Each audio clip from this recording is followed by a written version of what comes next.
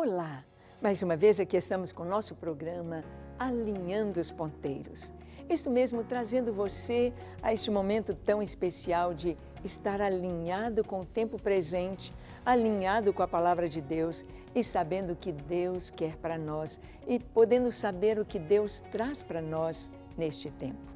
Alinhar os ponteiros nos mostra ou meio-dia ou meia-noite, um tempo especial no relógio, um tempo especial na história, um tempo especial no cronograma de Deus. Precisamos ter a cosmovisão correta do que está acontecendo ao nosso redor para poder interpretar e ver o que a Bíblia nos diz sobre este tempo. Bem, no programa de hoje conversaremos sobre a historicidade bíblica. Isso mesmo, será que a Bíblia é um livro confiável? Será que o que a Bíblia traz para nós podemos dizer que é cientificamente comprovado? Vamos ver um pouco disto? Deixe o seu coração aberto para ouvir Deus. O Espírito Santo vai falar com você, pois o programa Alinhando os Ponteiros já começou.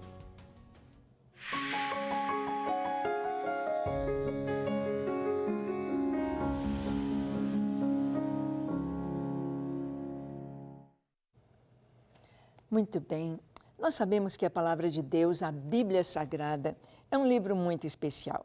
Um livro que levou 1500 anos para ser escrito. Exatamente, terminou agora no primeiro ano 90, no primeiro século da nossa era, né, cristã, depois de Cristo, com João, o apóstolo João.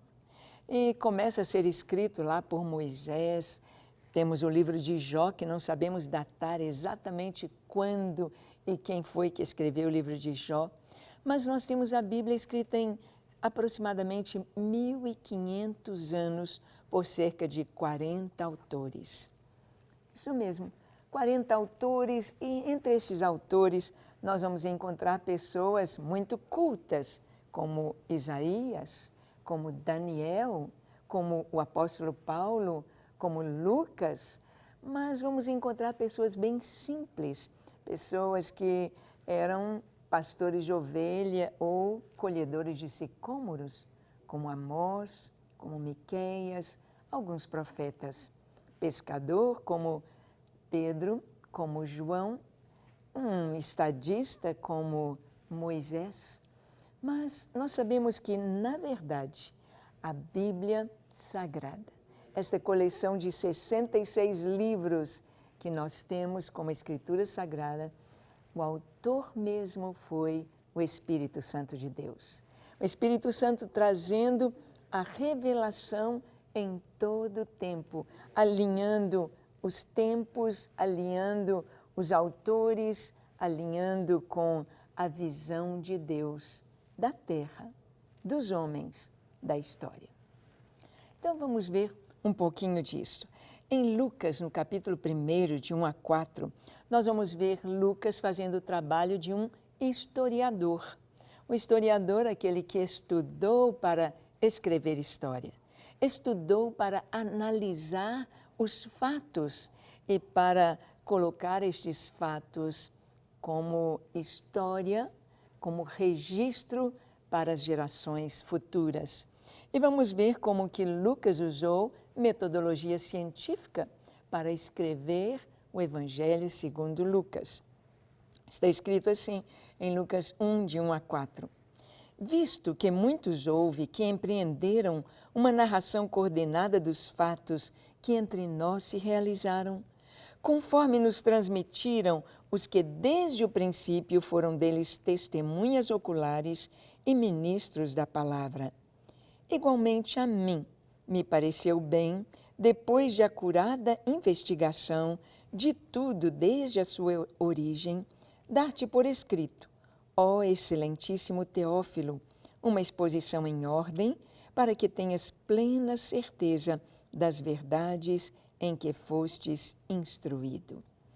Bem, Lucas aqui, ele está trazendo para uma pessoa real, Teófilo, uma pessoa que teria encomendado a Lucas, sabendo da sua capacidade como historiador, encomendou a ele a escrita dos fatos pormenorizados do Evangelho de Jesus, a vida de Jesus, o tempo de Jesus aqui na terra, sua vida, sua paixão, sua morte, seu sepultamento, sua ressurreição.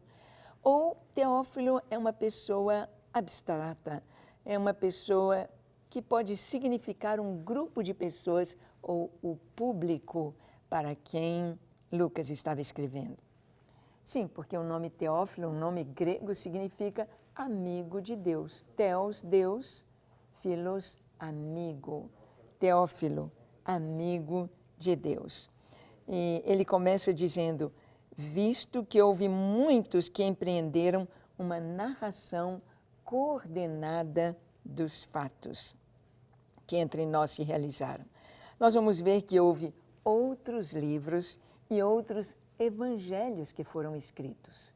Então, naquela época, quando estava bem fresquinha a notícia da morte e da ressurreição de Jesus, bem assim, dos milagres que ele operara, porque no tempo de Lucas, ali estavam ainda vivas aquelas pessoas, aquele cego de nascença que teve a sua vista restaurada, o cego Bartimeu lá de Jericó, ali estavam paralíticos, ali estavam leprosos que foram curados, foram limpos, estavam vivos ainda no tempo de Lucas. Então, nós sabemos que houve outras pessoas, houve outros que empreenderam esta tarefa, a tarefa de narrar de uma maneira coordenada os fatos. Nós sabemos que houve outros escritos não canônicos no primeiro século. As narrativas da infância de Jesus, nós podemos ver aqui no proto-evangelho de Tiago, o evangelho de Tomé, o israelita, o livro da infância do Salvador, a história de José, o carpinteiro, o evangelho árabe na infância de Jesus, a história de José e Azenate, o evangelho pseudo-Mateus na infância. Estes evangelhos foram escritos ali no primeiro século com a intenção de matar a curiosidade das pessoas sobre a infância de Jesus. A pergunta era, como vivia Jesus? Como devia ser o Deus homem, Deus que se fez homem na sua infância? A curiosidade era muito grande. Eles pensavam, puxa, se Jesus abriu os olhos aos cegos, se Jesus conhecia o coração das pessoas, seus pensamentos, se Jesus curou leprosos, ressuscitou mortos na sua juventude, aos 30 anos, ele deveria ter feito milagres na sua infância. Então, escreveram vários evangelhos ou narrativas sobre a infância de Jesus. Mas são literaturas que não têm comprovação, não se tornaram canônicos, ou seja, não foram considerados inspirados por Deus. O que nós temos, os canônicos, são aqueles que realmente têm a inspiração, são aqueles que não se basearam em conversas ou suposições, mas são aqueles que realmente há a inspiração do Espírito de Deus. Temos também narrativas da vida e paixão de Cristo com pseudônimos. Por exemplo, o Evangelho de Pedro, o Evangelho de Nicodemos, o Evangelho dos Nazarenos, o Evangelho dos Hebreus, o Evangelho dos Ibionitas e o Evangelho de Gamaliel. Então, são literaturas que existiram no tempo ainda dos apóstolos, ou seja, no primeiro século, entrando para o segundo século também, a respeito de Jesus. Ou seja, quando há uma notícia bombástica de repercussão mundial, há um interesse na literatura, há um interesse de se escrever a respeito disso, principalmente naquela época em que as pessoas gostavam de ler, buscavam ler, uma influência grega muito grande em toda aquela época em todas as nações. O grego ali dominava. Mas nós vamos ver um pouquinho de Lucas. Nós vamos ver que Lucas, ele usa a metodologia científica para escrever história. E o que é isso? Lucas, ele vai escrever como um historiador. Lucas, ele vai procurar saber os fatos. Ele vai procurar conhecer as pessoas. Ele vai procurar fazer entrevistas pessoais. Ele vai fazer o papel de um jornalista, de um escritor, de um historiador. Então, ele disse que foi feita uma investigação, havia uma narração coordenada dos fatos. Nós podemos ver em fotos, em manchetes, nos jornais, revistas.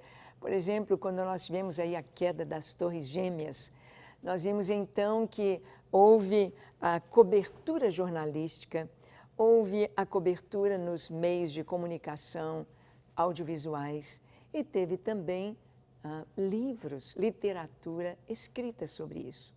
O fato das Torres Gêmeas terem esses dois grandes edifícios em Nova York, terem implodido, não é?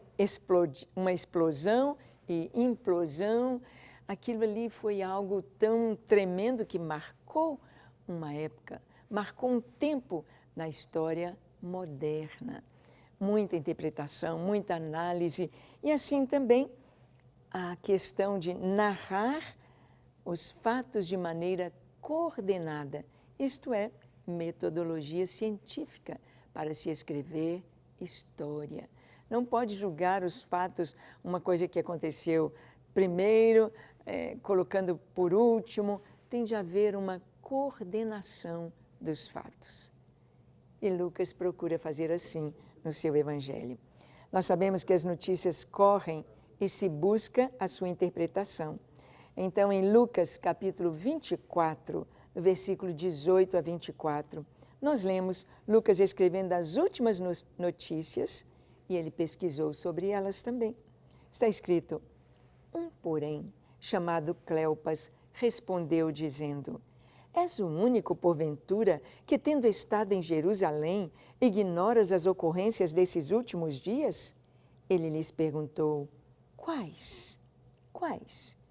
E explicaram o que aconteceu a Jesus o Nazareno, que era varão profeta, poderoso em palavras, em obras, diante de Deus e diante de todo o povo. Como os principais sacerdotes e nossas autoridades o entregaram para ser condenado à morte e o crucificaram. Vamos parar aqui um pouquinho. As notícias correm.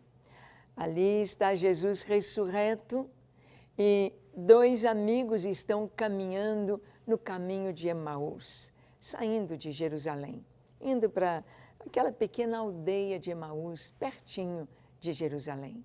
Jesus se coloca ao lado deles e pergunta: Ei, por que vocês estão tristes? O que está acontecendo?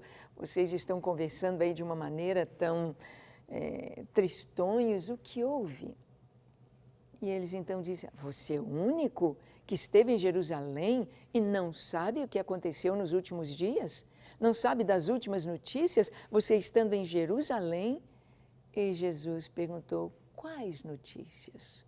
Quais? Quais eram as últimas notícias em Jerusalém? E eles explicaram: olha, Jesus, o Nazareno, que foi um servo de Deus, que um homem bom, que fez milagres, fez tantas coisas maravilhosas, e como ele foi condenado por nossas autoridades, condenado à morte, condenado à cruz.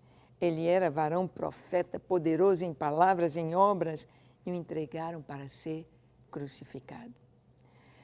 E então eles trouxeram também a sua análise da notícia. Eles disseram: ora, nós esperávamos que fosse ele quem havia de redimir a Israel. Está escrito aí. Mas depois de tudo isto, já é esse o terceiro dia desde que tais coisas sucederam. Então, eles trouxeram a interpretação: nós achávamos que ele seria o Messias. Nós achávamos que ele ia redimir Israel. Nós estávamos esperando que ele fosse ser proclamado rei. E não foi. Ele foi crucificado. Era a interpretação que se dava, a interrogação a respeito do fato. Atualmente, nós temos tantas interrogações sobre o Covid, sobre o coronavírus, sobre a vacina, sobre a nova ordem mundial, sobre o controle mundial, sobre a economia mundial. Tantas interrogações, tantas análises do que está acontecendo.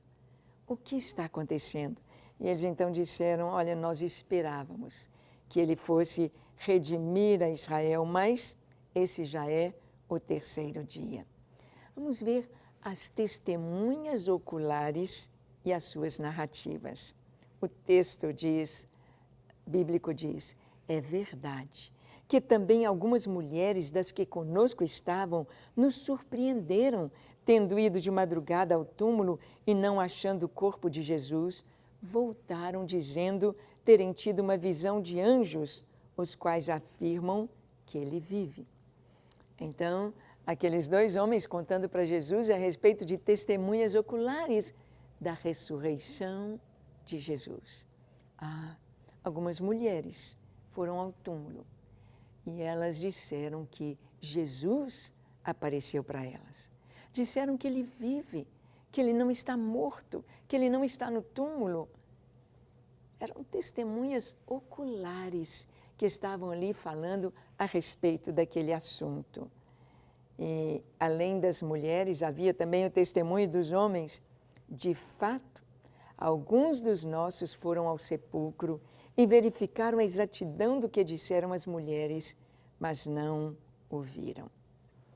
Bem, aqui Lucas está descrevendo que aqueles dois homens, um deles chamado Cleopas, aqueles dois homens estavam conversando ali no caminho com o próprio Cristo, sem saber que era Jesus que estava ali com eles.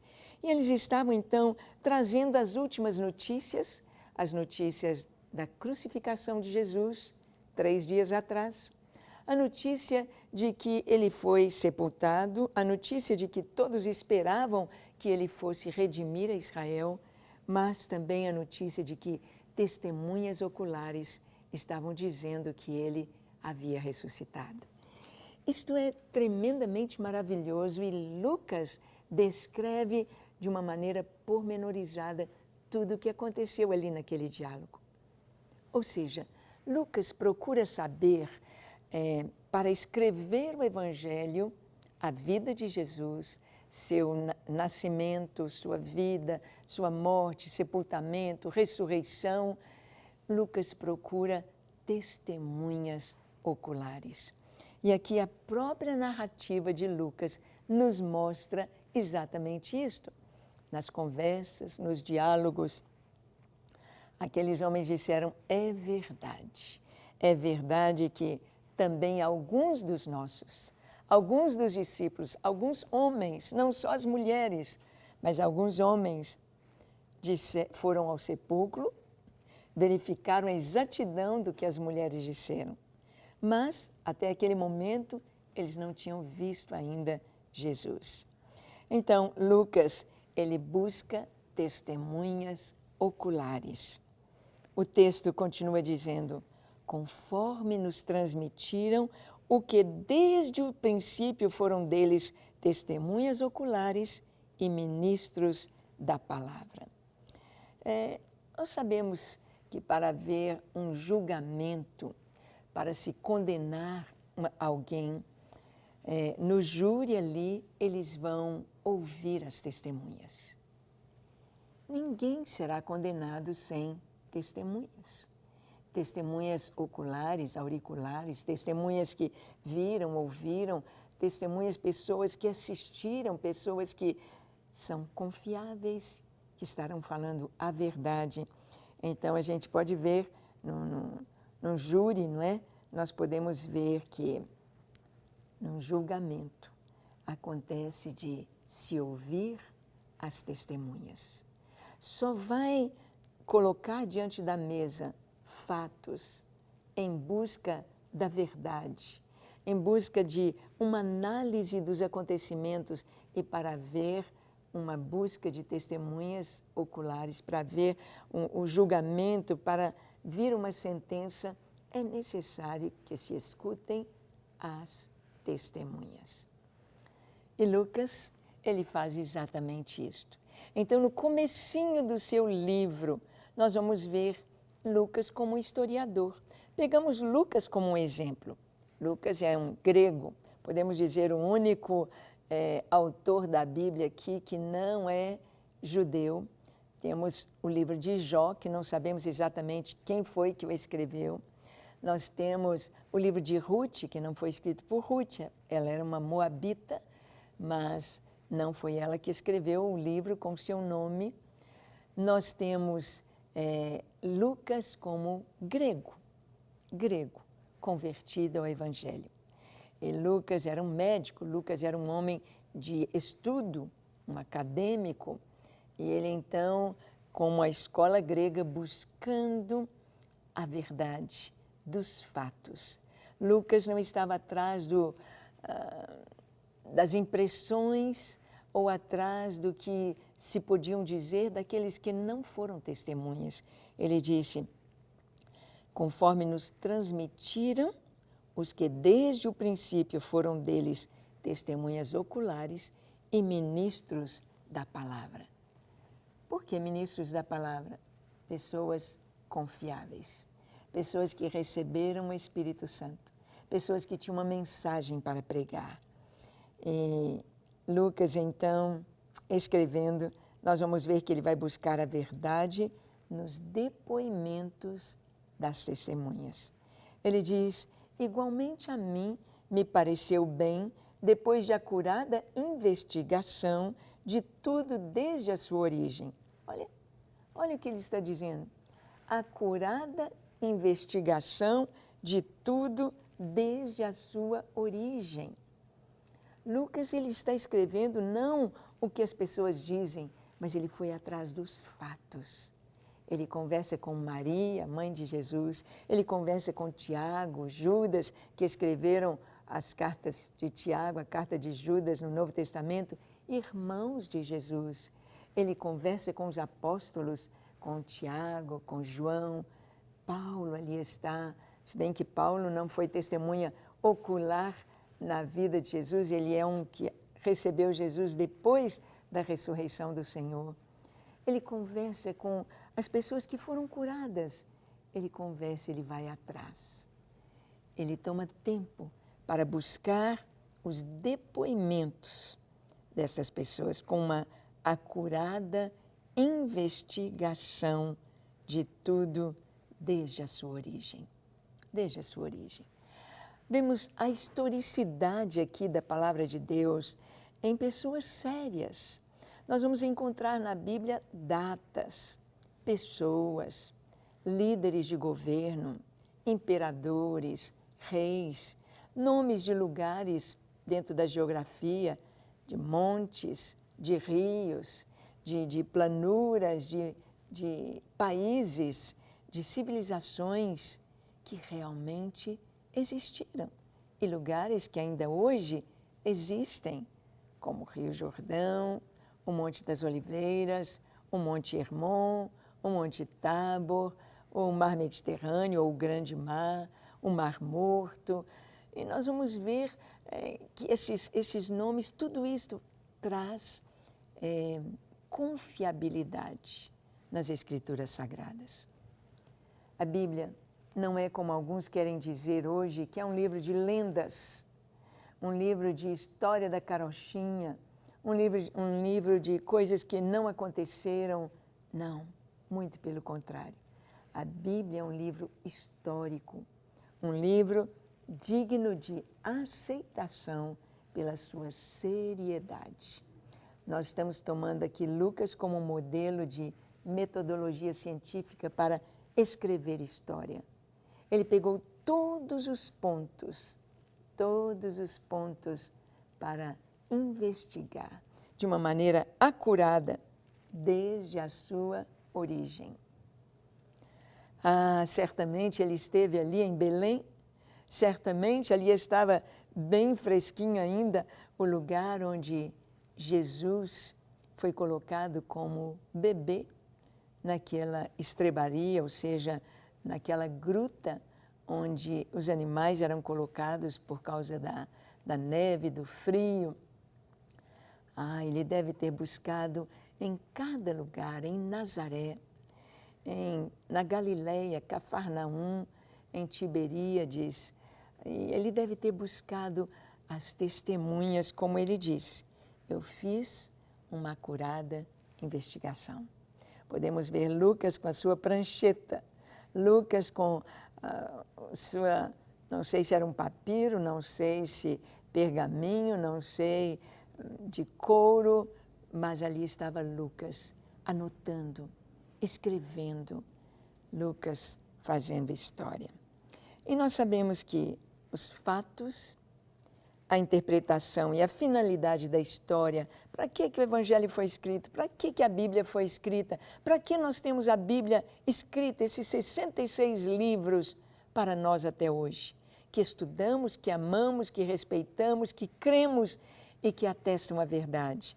Ele diz, para que tenhas plena certeza das verdades de que fostes instruído.